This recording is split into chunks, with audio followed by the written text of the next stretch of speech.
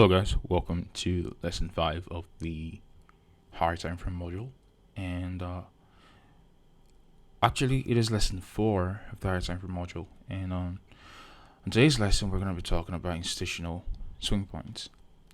Okay, so first off, let us go into what institutional swing points are. Now this is not classic retail swing points. This is institutional swing points as it relates to institutional pricing. Now there are only two institutional swing points. So before we go into swing points, before we go into institutional swing points, let us define what a swing point is. A swing point essentially is a market reversal or a turning point in the market. Okay, so if the market was bullish, then a swing point would be the market reversing from a bullish order flow to a bearish order flow, and that creates a swing high. And if the market was bearish, a swing point would be the market reversing from a bearish order flow to a bullish order flow, and that then creates a swing low.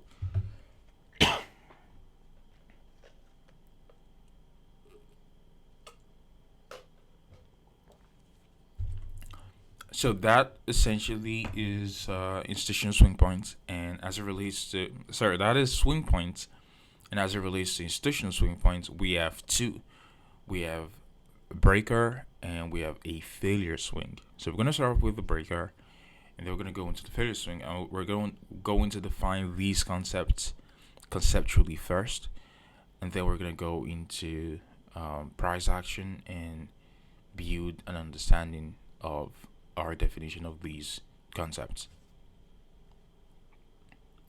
All right, so let's start with the breaker. A breaker essentially is when price makes a higher high at a premium or a lower low at a discount, and then aggressively reprices lower. So essentially what happens there is it is a play on stops, and with the breaker the market runs higher into a premium for a bearish breaker, and then fails and aggressively, again, keyword here is aggressively, breaks down lower. Now this is a pattern that is extremely powerful, and honestly this is the most powerful institutional pattern. Now I don't like talking about patterns because that's again the whole retail shenanigans, and we don't like to view the market from a retail lens. Okay, but it is a pattern because this is literally the most premium pricing you can get in terms of a sell. And if you're buying, that literally is the most discount pricing you can get in terms of a buy, because that is where you're essentially selling at where institutions are selling. Okay, you're selling before an order block even forms. This should absolutely blow your mind. So you should be able to know before an order block even forms, or before the market even reverses, and you're selling short.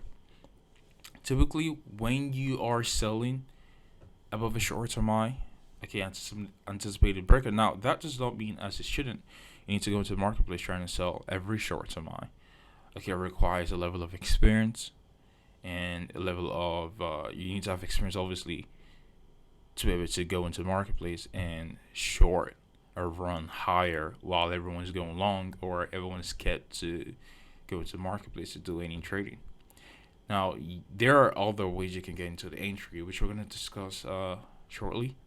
But the breaker pattern essentially is when the market, again, not just at any random level, it has to be at a key higher time frame level, when the market runs up and falls just short. Again, there's not necessarily need to trade through or deep into our key higher time frame premium. Okay, because this is a bearish swing point, so we're using premium arrays for our example or our description. So if the market falls just a little bit short or just trades lightly into our premium, and we see the market start to rally again, then we can anticipate the market trading through the short-term high. We're just going to be pulling the buy stops from retail or chasing longs from the previous trend, which is a bullish delivery, and then we can short into the rally above the short-term high, anticipating aggressive displacement lower. And 90% of the time, if you are correct on the rise of the marketplace on a Toro soup short, so we call this a Toro soup, okay, meaning we're shorting a stop run. If you are on this kind of interest, that is the greatest type of interest you're going to get, because you're going to see the fastest displacement in price. Because as soon as the market runs above that short MI, the algo will allow for institutions to pile on shorts against retail longs. Now, when I say retail, I don't mean yourself or myself who are going long. I mean funds. Okay, fund level liquidity from the large speculative pool. As the market runs higher, institutions, aka central banks or interbank traders, will aggressively go into the marketplace shorting, and then the algo aggressively reprices lower, and this is what we call institutional sponsorship. Okay, so before institutional sponsorship even enters into the marketplace, we can pre-anticipate institutional sponsorship, and once we nail an entry like this, just that's one of the best entries you can get. Okay, so we're gonna go into the next slide, and we're going to define a little bit more in detail what a breaker block is. So we're gonna discuss the anatomy of a breaker block. When you get an institutional reference point at a premium, we're gonna use a bearish breaker block for this example. So meaning we're looking for a reversal swing high in price. When you get a premium array, again, you need to have a level where you're anticipating institutional selling to come into the marketplace. That could be a bearish order block, that could be a bearish rival gap, that could be above an old eye, that could be a bearish liquidity void, that could, matter of fact, that could be a bearish negation block. It has to be an higher time frame, bearish premium, where you're anticipating smart money or institutions to come in the marketplace and sponsor bearish order flow. Now, as we start to approach that higher time frame premium, where we're anticipating the market to reverse and then trade lower, okay, if we see price fall just a little bit short of that premium, okay, it's not indicated here, but if we see price trade just before the premium, so let me actually go into a blank chart and describe what I'm trying to indicate here.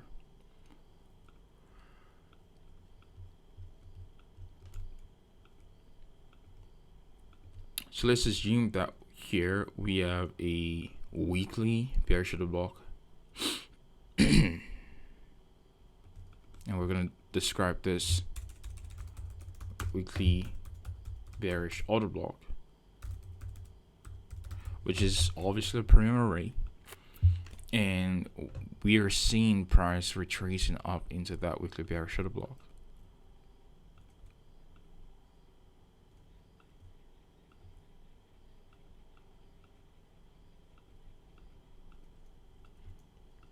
Okay, so market trades lower, market trades higher, trades lower, classic uptrend, and then as it starts to approach the weekly bearish order block, market trades lower. When we see this, when the market falls just a little bit short of our level, or the market could even, matter of fact, could trade just a little bit shallow up into that, just a little bit shallow up into that.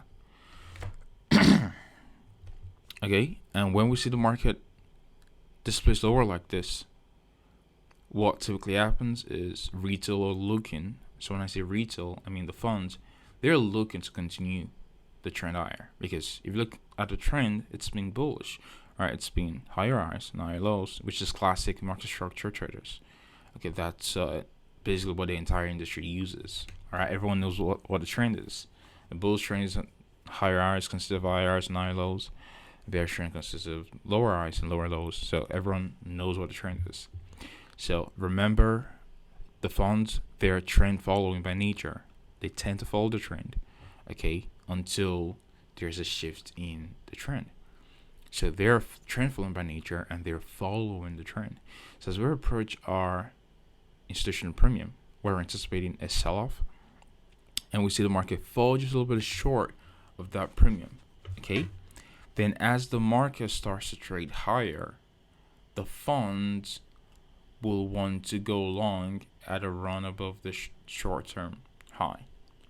Okay, so as the market starts to trade higher, funds are going in and shorting that. Okay, so as the funds are going in to short that, they are now triggered long. Meanwhile, anyone who went into the marketplace shorting the run lower, where you're gonna place your stops above the most recent short-term high. Now the shorts in the marketplace who were chasing the run lower, they're displaced. Okay, they're out of the marketplace.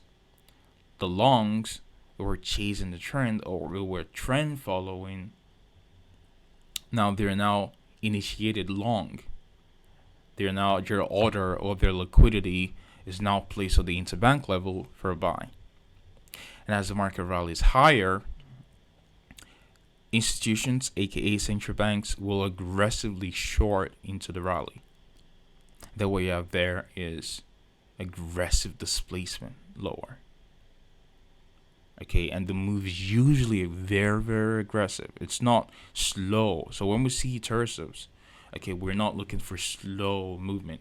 Okay, we're looking for aggressive movement because the market has to aggressively displace to not allow these funds who are long up here to give them time to mitigate their long position. Okay, so price will aggressively displace, trapping the longs here, and then we have what we call a breaker block because the market essentially is breaking structure. So that's what the name comes from. It is breaking structure, so that's why we call it a breaker block. So the market goes up, triggers the buy stops, and then traps the buy stops up here. Okay, so as the market traps the buy stop up there, now this swing low here where we saw a aggressive rally for the buy stop, market trades up there to mitigate and then continue to run lower. So any of the fund who was long here, now they have a chance to mitigate as the market returns back up into an old price swing. Okay, and that's how we call it a mitigation block. Now the last down candle prior to run higher, and if you're looking at this for a bullish reversal, you're looking at the last up candle prior to the run lower that takes out a short-term low and then reverses the trend. That's your mitigation block. But for a bearish shift in structure or shift in order flow, you're looking at the last down candle prior to run higher before the market breaks structure lower. Why? Because on that last down candle, remember what happens there. Okay, there is offering of buy side liquidity. Okay, to allow for a sponsorship higher that breaks structure before the central bank still aggressively into that run lower. So any of the funds who are long inside the range, they have a chance to mitigate or liquidate their positions, and that's how we call it a mitigation block. Now, in this example, this is not just a mitigation block. This is a special type of mitigation block, which we call a breaker block. So that's what the name comes from. It's called a breaker block because price breaks structure, but it falsely breaks structure because retail looks at this as a breaking structure, when in reality, this is just a run on stops to allow for institutions to pair or be counterparty participants against fund level liquidity or aiming or looking to go long. Okay, so as the market trades lower and the algo retraces back up into level of premium to allow for mitigation and new sponsorship. Okay, so now anyone who was trapped on the long basis, they have a chance to sell or pair their initial longs against new shorts, and that's how you get a mitigation block. Okay, so here this mitigation block, because we have a run above a short-term high, that mitigation block is a special type, which is what we'll call a breaker block. Like I said, this is a breaker block in this example because we are seeing a bearish shift in order flow. That's a bearish breaker block.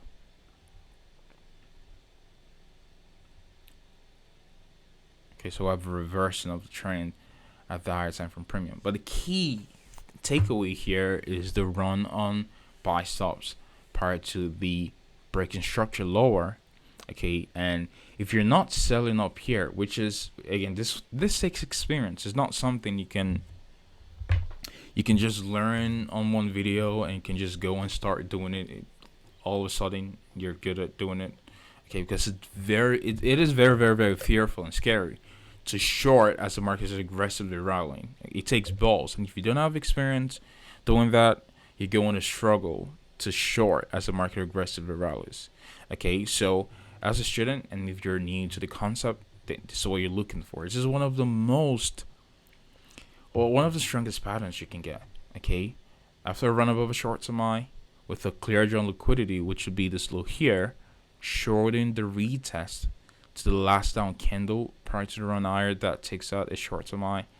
That is one of the strongest patterns you can get as it relates to institutional trading. And this is what we'll call the breaker. Okay, so let me type it out.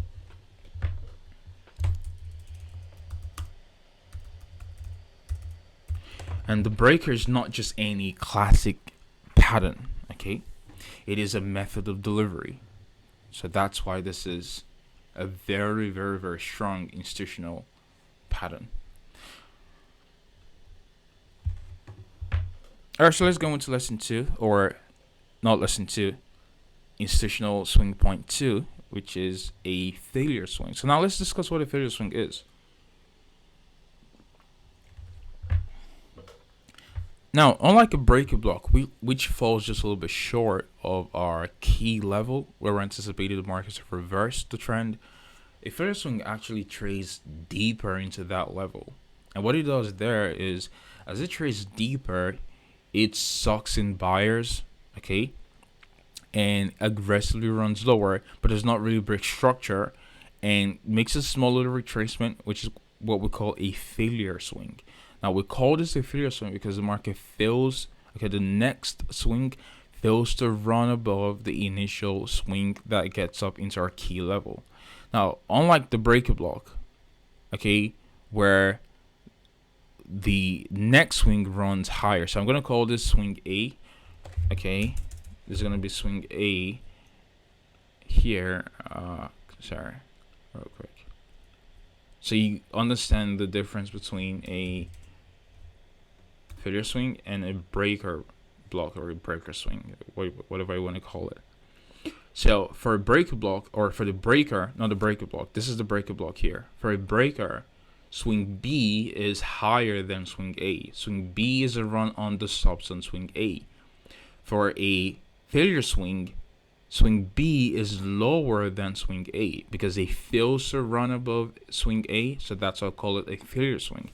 Now, the key characteristic here, which is different from breaker block, is the breaker block actually stops just short of the key higher time frame level we're looking for the trend to reverse away from, while the failure swing actually trades deeper into that level, and then it sees a little bit of a decline lower.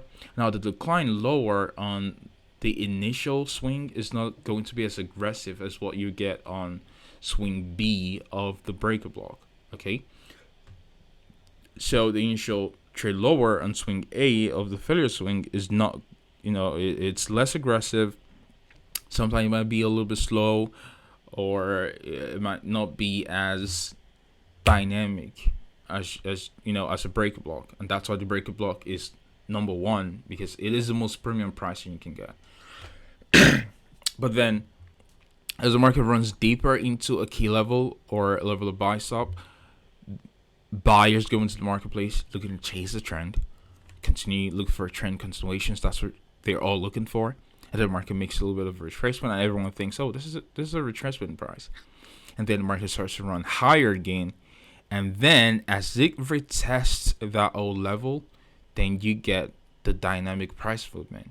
Okay, so anyone who was long here, or anyone who was chasing the longs on this as a retracement, or as the market starts to rally back up into old level, they are now all trapped.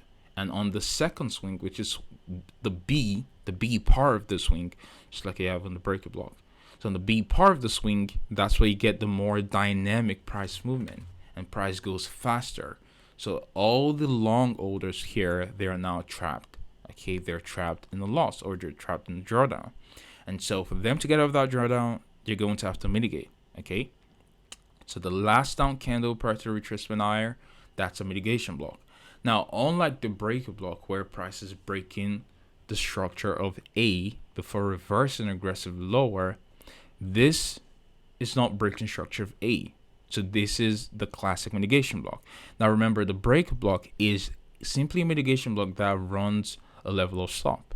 Okay, the mitigation block is not running a level of stop. So the last down candle prior to run higher, that creates your bearish mitigation block, and the market retreats back up there. So any institutions or any fund level liquidity was long inside the range, now they have a chance to mitigate their longs with new shorts, and that's where you get a mitigation block. And then sponsorship of the new order flow continues from there. So we're going to go into the anatomy of a failure swing. So let's define step by step how the failure swing forms and how we can anticipate a failure swing. Now, typically, the market makes a key level. It could be a long-term high. Now, remember, the principles being taught here applies to all time frames, applies to daily, monthly, weekly, lower time frame, 1 hour, 1 second time frame. If any of you guys use a 1 second time frame, but we have a resistance or key level where we are anticipating the market trade up into. Now, classically, what would happen around this level? Again, remember, the fund or retail, or what we call unwilling liquidity or uninformed money, they have pinned and buy stops, expecting that the market trades up and will continue through this key level, because you're looking at a trend and you're looking at this as a new trend to continue the trend. Now, remember, again, they're all trend following. So they're all anticipating the market to go into this key level and continue to run aggressively above that key level. Now, what happens is the market trades a little bit deeper through that key level. Now, if anyone who was wanting to be short here, they're shaken out of the shorts because of the way the market traded through the key level. And then the funds or unwilling liquidity or looking to continue the trend, they're traded long above that resistance or the key level. Okay, so as the market rallies, they are going to the marketplace with their market orders to go long.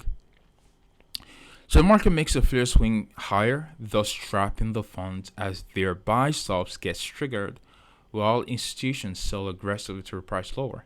Now, these institutions are who we call smart money, and they act as counterpart of liquidity to the transactions of these funds that are wanting to go higher. Now, just like remember the example of your broker, right? So if you wanted to take a trade on a particular pair or asset, you need liquidity for your transaction or for your trade. Who's going to be your counterpart of liquidity? It could be another client who's looking to take the opposing side of your trade, okay, which your broker can then pair you up against, or it could be your broker willing to take on the risk of your trade and they act as your counterpart of liquidity, or your broker can directly impute your transaction into the interbank level where there is availability. Man, that's a hard word to say. Where there's available liquidity in price. At least we had something interesting. This is a boring lecture. Hopefully it's not boring. But where there's available liquidity in price on the interbank scale then or level, your broker can link your trade up to that. But the essential element here is that there needs to be a counterpart liquidity for your transaction to be imputed, okay, in the price or to be registered. And that's the same thing on the interbank level. Remember, the foreign exchange market is not a centralized exchange like the stock market. It is a decentralized exchange, okay? So there's no central liquidity, okay? It is decentralized. And is decentralized through something we call the interbank liquidity pool. Okay, so we need counterparty transactions for orders to be facilitated in the marketplace. So as price runs higher and these funds are triggered long, okay, the counterparty liquidity to the funds who are triggered long is going to be smart money, aka institutions, or shorting aggressively into the rally. Now, the market starts to retrace back up, and trend continuation traders, so we're looking at this as a breaking structure, and you're looking at this as a break above a long-term high. Okay, they're looking to continue to trend higher, and they start to build their own longs while the funds have their longs here. So new funds are going to the marketplace building in longs, thinking this is a continuation and this is just a retracement, and the funds are continuing to, they're already long here. In this retracement higher, the institutions sell even more as price retests the old level. They're selling even more into the rally, and then you get an aggressive displacement lower. Now, typically, displacement 2 oftentimes is going to be more aggressive than 1, because 2 is where all the damage is done. Now, this is not as a result of buying or selling pressure. Again, it's all algorithmic. So as soon as the counterparty transaction is done, the algo will aggressively displace lower, seeking counterparty liquidity. What's it looking for? It is looking for sell side liquidity, so that the institutions who are shorting or who shorted the rally can find available liquidity to pair up against on the sell side. Okay, so here is a mitigation block prior to rally higher, because in this mitigation block, again, remember, the funds were buying as the central banks or institutions sold to them. Okay, so as the central bank or institutions sold to them in this mitigation block, they were buying, and the market rallied up into a premium where institutions would then sell even more. And as they sell even more, okay, to all the funds or institutions who were buying, now all of them were buying, they are now all trapped long, while the market is displaced lower. So now their orders are on the water right now. So underwater simply means it is in drawdown. Okay, so what happens there is the magnitude of move C to D, which is the second swing guy after the initial run above that key resistance or the key level. Okay, that's the confirmation that now the funds are trapped, okay, long, and the market has reversed against them. And finally, what you have here is the funds have no other option than to square their positions or abort their execution or their order as the market starts to continue to trade even deeper. So what happens is the funds bought while the market was a premium, and now they're selling while the market is a discount for a loss. And this is how the relationship between the institutions or the central banks and the funds. And that's why I mentioned that around key turning points, that's where the funds will get cannibalized by the institutions, because they are trend following and they don't know when the trend is going to reverse, or they don't know when order flow shifts, which is the only thing that central bank or smart money knows. But we can also decipher by understanding our key higher time frame levels. Okay, so the funds will go into the marketplace and then offset their positions at a loss. And who are they offsetting their positions to? Back to the institutions, who would then buy back from them at a cheaper price. And that's how you get your failure swing. So we're going to see all of this in the price action. To recap what we're talking about, again, we're going to use USJPY from the previous example. I think I'm going to stick with USJPY for the next couple lessons.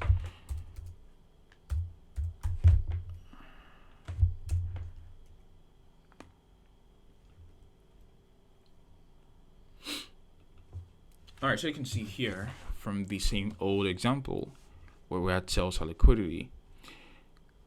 Let me actually use a replay tool here. Now, if you followed what I talked about on the last couple minutes in failure swing, I used the bearish shift or bearish swing point for the example. But all you simply need to invert on the buy side for a bullish example. Okay, so we have sell side liquidity here. The market runs below sell side liquidity. What do you think is going on there? we're trading deeper into a key discount or support. Okay, so as we trade deeper into that, funds or trend following, they're selling the run lower. Now we have a little bit of a displacement, but now see the displacement is not aggressive. Okay, a little bit of a displacement, but it is not aggressive. Now, what do we have a discount? We have a bullish order block at a discount. So let us identify a bullish order block here. Now, the market trades down into a bullish order block. This is the mean threshold of the bullish order block. So let's identify that there. Trend following traders, if they were not short at the breakout of this long-term low, they're selling into this decline lower because no one is thinking that this is a bullish indication. Everyone is following the trend, and the trend is bearish. Can you see how aggressive this is versus this one?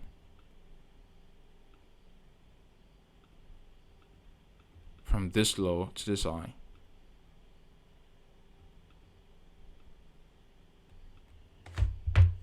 You can see how similar it is, right?